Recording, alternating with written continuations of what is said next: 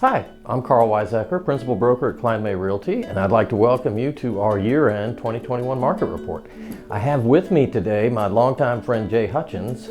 Jay is with Dupont Credit Union. He's in charge of their mortgage programs there and has agreed to come and give us a little bit of his perspective on what 21 was like and maybe what he sees coming in 2022.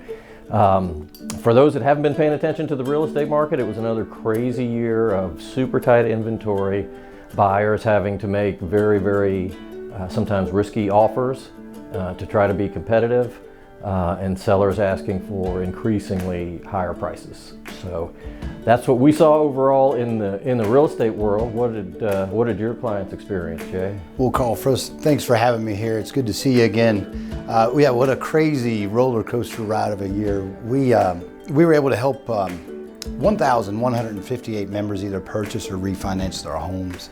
About 70 million of that was purchase money in our footprint. The credit union strives to put their money back into the membership and help the community. All of our folks are local, and we're looking forward to a 2022. In my opinion, and from what the national experts say, we shouldn't expect much of a change in terms of buyer ferocity and urgency. And I think even now, because there is a lot of talk and some pretty good, strong indication that interest rates are going to begin to climb, that urgency from a buyer's perspective is going to be much greater. What are your experts, and what do you personally see on the horizon for interest rates? Well, everything I read and everything we've seen so far in the last quarter of 2021 is rates have risen a little bit, and they've continued to do that a little bit in January. Still hovering around like the 3.5% mark. The forecast, the MBA, they say that the refi market is going to reduce by about 30%. However, the purchase market is going to increase by about 18%, leaving us about a 12% deficit. Interest rate wise, they're saying that we're going to maintain somewhere in the threes, mid threes, maybe even hover into the higher threes towards the end of the year. And further on into the 2023 market, they're saying we're going to be around the 4% mark. Mm-hmm. So still affordability out there, but payments are going to go up a little bit. Right. Yeah. Right. And still a tremendously good rate when you look at a historic perspective. Oh, absolutely. Right. Yeah. Well, you and I know. Right. Right. Yeah, it's just amazing sometimes how folks can lose that perspective and be very scared of a 4.25% rate. Well, and the other thing too is, we have a lot of programs to help people from the first-time home buyer, as far as government programs with little to no money down, FHA, USDA, VA. We also have some in-house programs that are 3% down to help people, but we find actually our number one first-time home buyer product is a 10% no PMI mortgage. And of course we also have the Fannie Mae fixed mortgage as well. Mm-hmm. Lots of options. Absolutely. Lots of options, still at very good prices. And the thing that I think is worrying consumers, and they're right to be worried, is we're coming off of a year where in the Rockingham market prices went up about 12.5%, in the Augusta market prices went up about 10%. The year before we had similar numbers. The year before we had slightly lower but similar numbers. So if people are looking at a 25-ish% increase over 2 or 3 years in the housing market, if I'm an aspiring buyer, and now interest rates begin to rise on top of that, we could really have some affordability concerns. Are your loan officers, are their phones starting to ring? Are people accelerating their timetable because they're afraid of rates going up? It seems like everybody's hair's on fire. I don't know how else to explain it, but yes, our phones have not stopped ringing. I think we had a little lull between Christmas and New Year's where it was like, what's happening? But then here this past week, a lot of purchase calls. We're seeing a lot more of that, and obviously the struggle with inventory is real.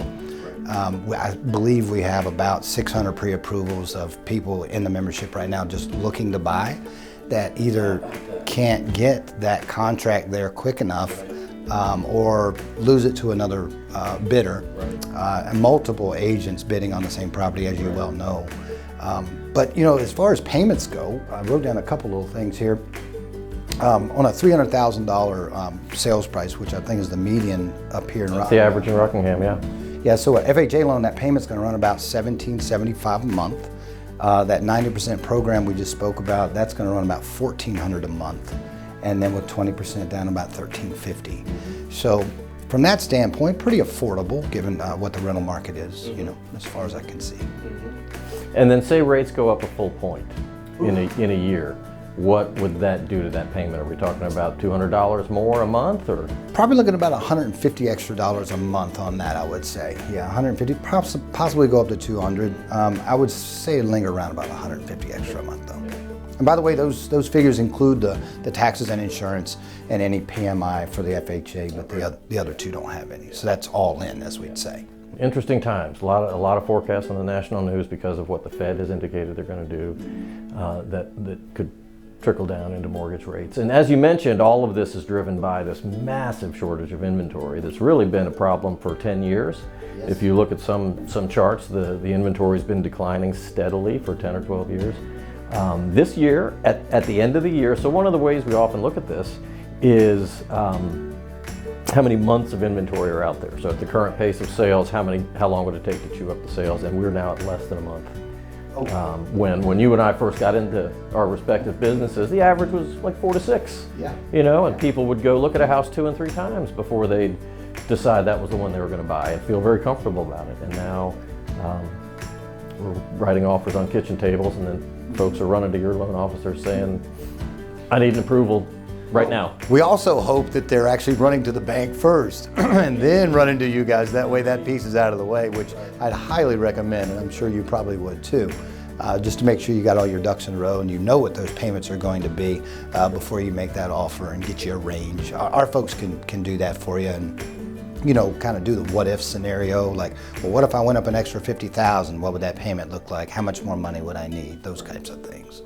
Yep, I think a lot of that's coming. Oh, absolutely. Ferocious year. Everything we see indicates next year is going to be real similar.